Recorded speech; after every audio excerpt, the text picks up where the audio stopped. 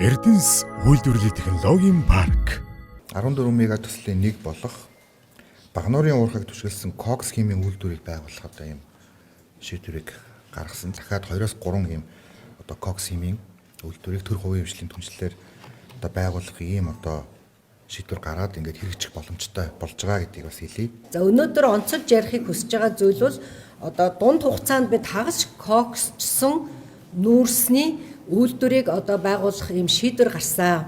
За энийг цаашдаа хагас коксчсон гэх биш хөх нүүрс гэж нэрлэж явна.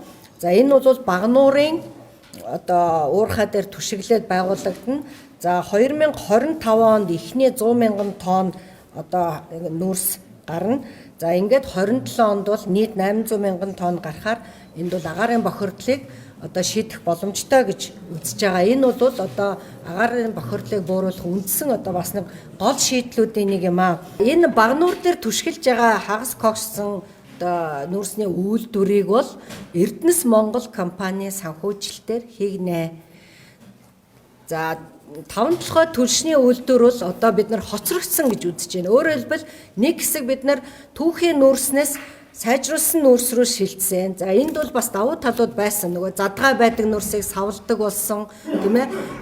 Тухайн үедээ бол бас үүргээ гүйцэтгсэн. Одоо энэ нүүрсийг бид нар ер нь чанарын өөр түвшинд гаргаж солио гэж байгаа.